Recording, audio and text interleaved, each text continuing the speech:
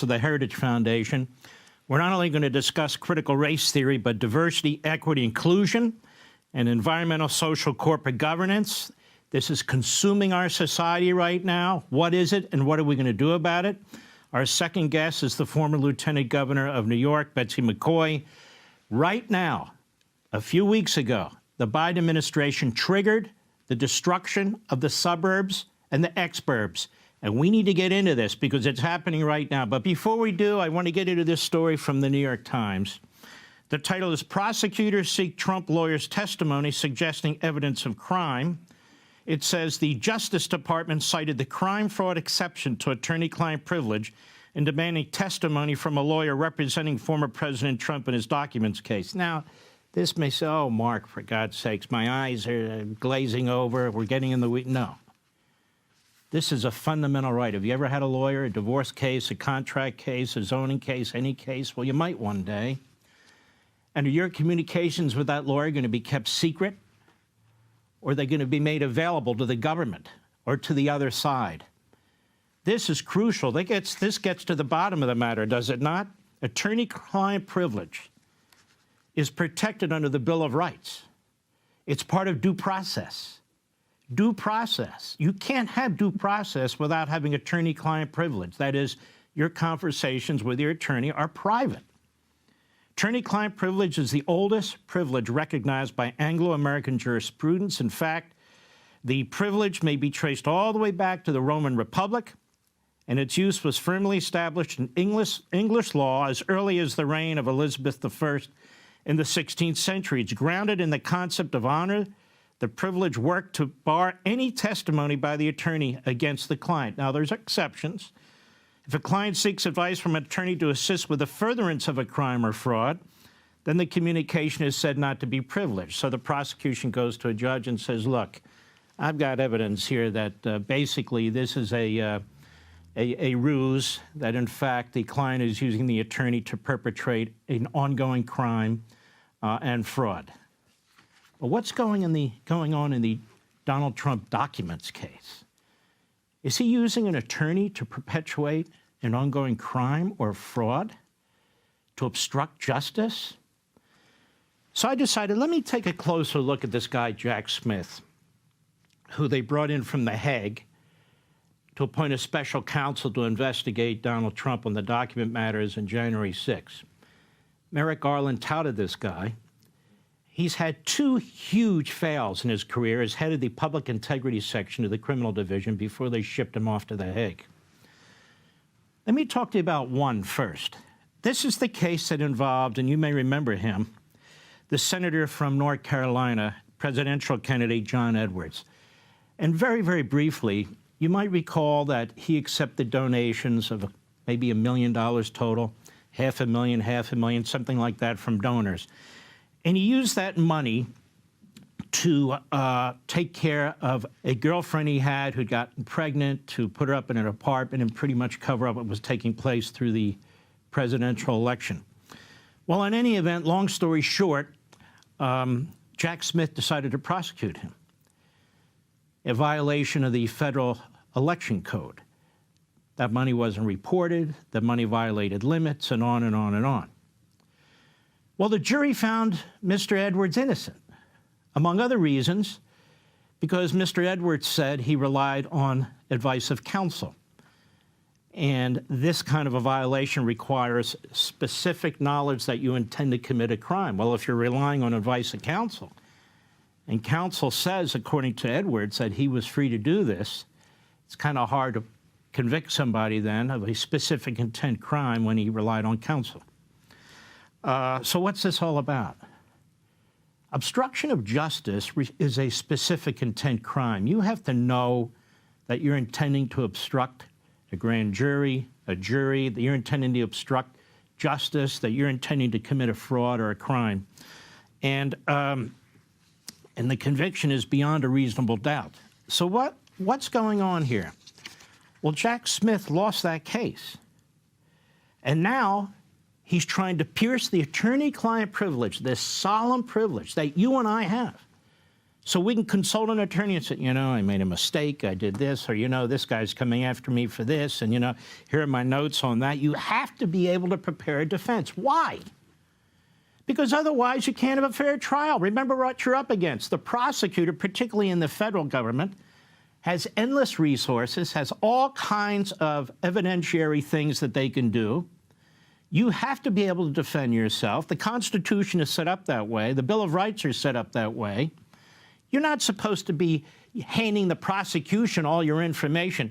Here's why I'm guilty.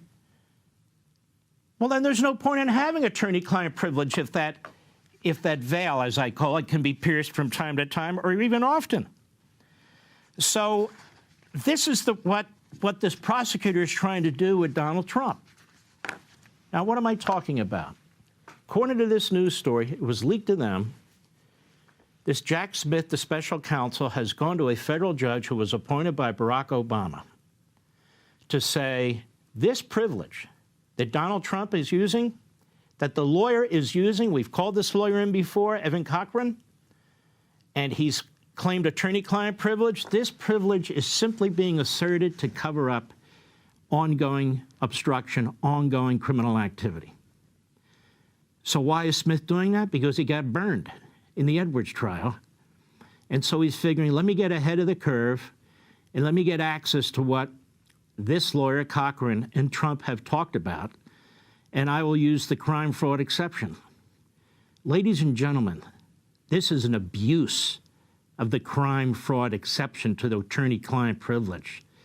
He has no evidence whatsoever, even though the filing is in secret in front of a judge, of what Donald Trump and this lawyer discussed. Unless, of course, he's violated attorney-client privilege with other lawyers who are surrounding Donald Trump. So far, Mr. Smith has called in 3 lawyers in front of his grand jury that represent Donald Trump in the documents case. 2 of them have already testified, and Mr. Cochran, who's one of his lead lawyers, a former federal prosecutor himself, he has asserted attorney-client privilege. And so what Mr. Smith is trying to do is break that down and get a left-wing judge who's ruled against Donald Trump on every single privilege claim Donald Trump has made in federal district court in Washington, D.C., to do exactly the same. So Donald Trump won't be able to defend himself. Try this strange 10-second technique tonight to reverse high blood sugar while you sleep. Now, that's appalling, and that's the problem. What else about this prosecutor do we know? When he was head of the Public Integrity Section, he oversaw the prosecution of former Virginia Governor, Republican, Bob McDonnell. Bob McDonnell was an extremely popular governor, but they used the bribery statute in Virginia, which is quite broad. They used it against Bob McDonnell, saying that he took gifts in exchange for meetings and that sort of thing. And he applied an extremely nebulous and broad interpretation to what official action is under the statute. Well, the trial judge, the federal district judge in Virginia, said it's fine. So under the reinterpretation of the bribery statute in Virginia, the former governor was found guilty. He was sentenced to 2 years in prison.